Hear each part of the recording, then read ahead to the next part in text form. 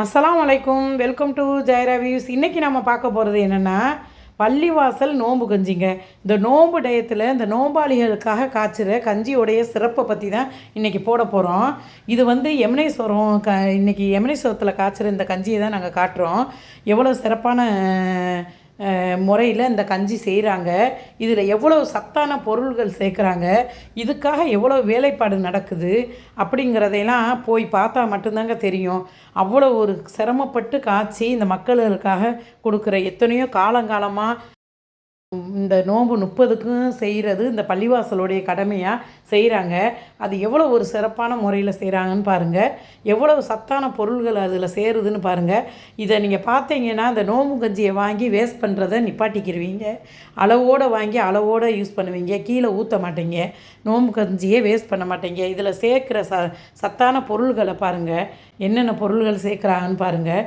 முந்திரியிலேருந்து நிலக்கடலையிலேருந்து பட்டை கிராம்பு ஏலக்காய், நெய்யிலேருந்து தேங்காய் நெய்யிலேருந்து அதே மாதிரி சேமியாவிலேருந்து இஞ்சி, வெள்ளைப்பூடு, வெங்காயம், சின்ன வெங்காயமாக அவ்வளோ போடுறாங்க, வெந்தயம் அப்படின்னு வகை வகையாக போடுறாங்க. இதுக்கு வந்து இதை அடுப்பு கூட்டி அவங்க அந்த வேலை செய்ய போகும்போது அவங்க எவ்வளோ சிரமப்பட்டு செய்கிறாங்க எல்லாத்தையுமே யோசிக்கணுங்க. நம்ம கஞ்சியை வாங்கி வேஸ்ட் பண்ணக்கூடாது. அந்த சேமியா அவ்வளோ சேமியா போடுறாங்க இதில். அதே மாதிரி தக்காளி, கேரட்டு, பச்சை மிளகாய், புதினா, கொத்தமல்லி, இஞ்சி, வெள்ளைப்பூடு, தேங்காய்னு நிறைய போடுறாங்க. பச்சரிசியை ஒரு பக்கம் ஊற வச்சிடுறாங்க. கடலைப்பருப்பு, பாசிப்பருப்பு, துவரம்பருப்பு, வெந்தயம், ஜவ்வரிசி அது ஒரு பக்கம் களைஞ்சிட்டு ஊற வச்சிடுறாங்க 2 மணி நேரம். முதல்ல பருப்பு போடுறாங்க, இப்படி 1 பை 1. அப்புறம் கேரட் போடுறாங்க, தக்காளி போடுறாங்க, கொத்தமல்லி, புதினா எல்லாமே போடுறாங்க, வெள்ளைப்பூடு, வெங்காயம் அப்படி முழுசாக போடுறாங்க, சின்ன வெங்காயம் நல்லா நிறைய போடுறாங்க, அதே மாதிரி பெரிய வெங்காயம் போடுறாங்க. இப்படி எல்லாத்தையும் போட்டு வெந்து வர போகும்போது அரிசி போடுறாங்க.